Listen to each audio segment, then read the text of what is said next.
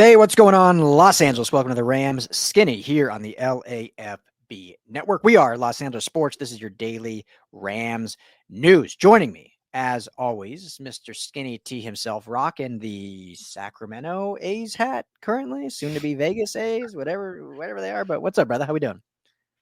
Doing good. We just got word from the Los Angeles Rams that we are approved once again for training camp. So we will be there in just a few days. That's right. Sneaking up. Yeah, it's coming quick. Less than 2 weeks. Yeah. Essentially. Or 2 weeks from like today, I guess. Or 1 week from today. Tomorrow. It doesn't matter. Soon we will be at LMU at Rams camp. So can't wait to see you, Rams fans. If anyone's going to be there, comment below. Let us know. We'd love to link up and say what up. Would be great to see everyone. But today's Skinny, ESPN's doing their full series of rankings for each position group. And, it's the last rankings push before the season starts. PFF always does their rankings in like June. Now ESPN. So it's like all the sites can get their rankings out. Everyone can aggregate off them, and then we can move on to real football. But, let's at least touch on it, because what else we're going to talk about until training camp starts.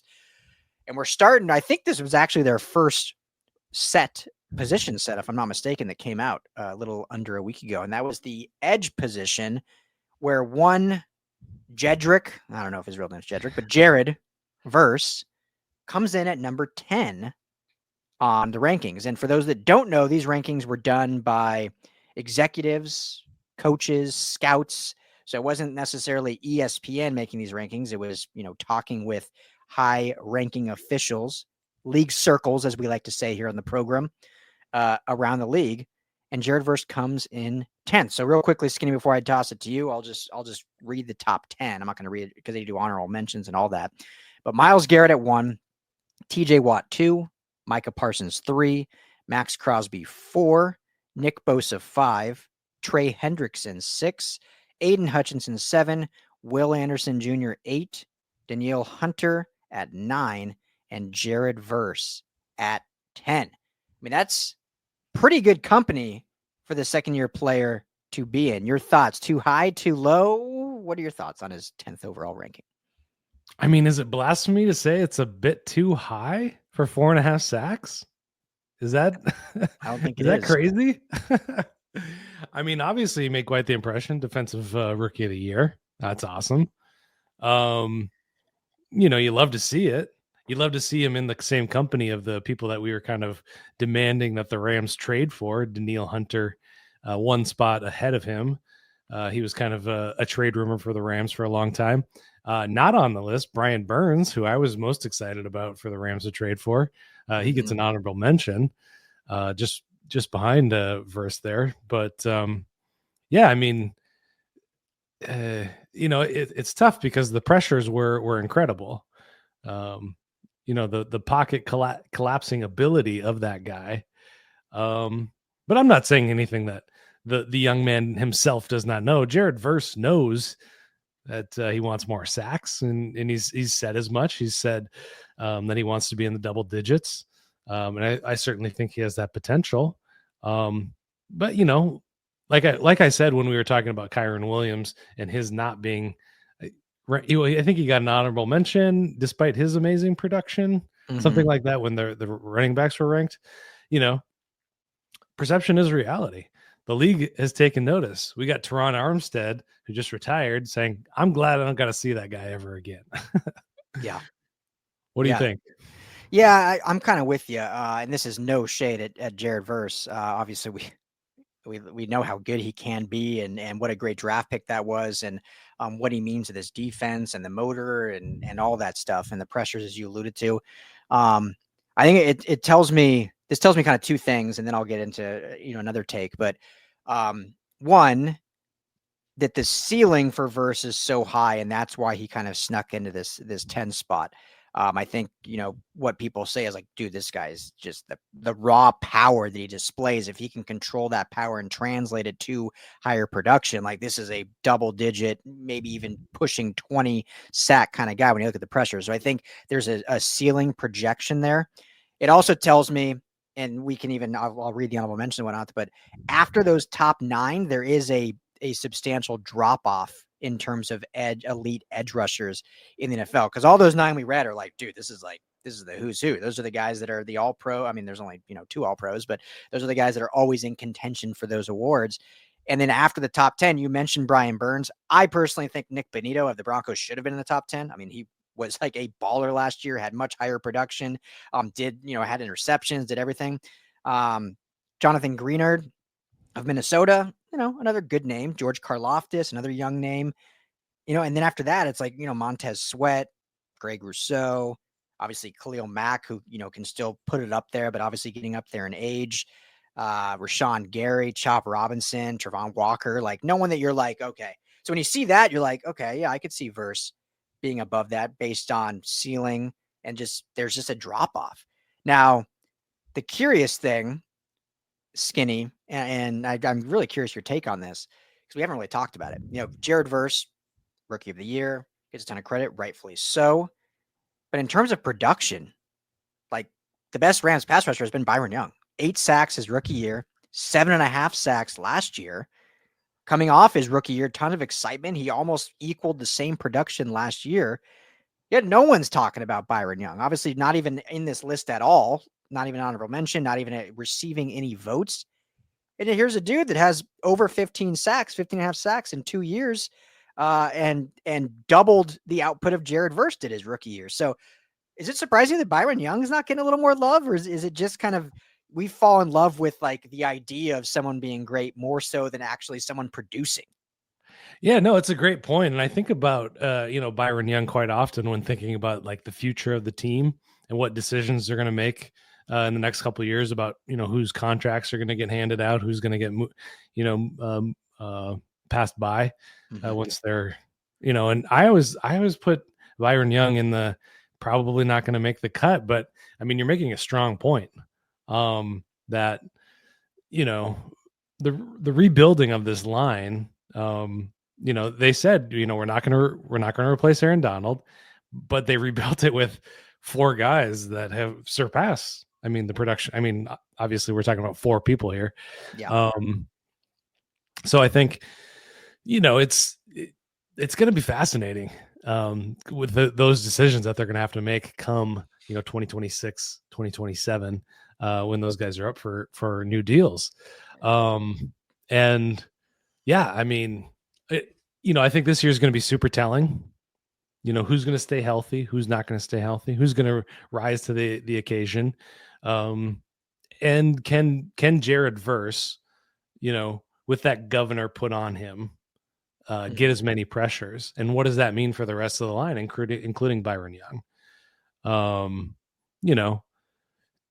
Would I, with just my perception, my eye test, if I was part of one of these executives, coaches, or scouts, would I put him in there? I probably wouldn't. I think, I think in one of our episodes, we're going to talk about some of these rankings where Rams aren't even on. And I would save this specific take for that episode. But what I'm going to say is like, how many times have we seen a Rams player leave the Rams and not live up to their Rams expectations, their Rams level of play, I guess is how I should say that. We've seen it over and over again where a guy leaves, John Johnson, Taylor Rapp. Actually, I think Taylor Rapp's having a decent run out there. Darius Williams coming and going. Leonard Floyd leaving. All these guys kind of take a little step back when they're not under the wonderful auspices of the McVay regime. Yeah, absolutely. And so I would agree with you. And that it's not trying to throw any shade at all at Jared Verse or Rams fans. Don't come with the pitchforks. But it's just, we need to see more, or I would need to see a little bit more of the production. Because again, I mentioned a guy like Nick Bonito.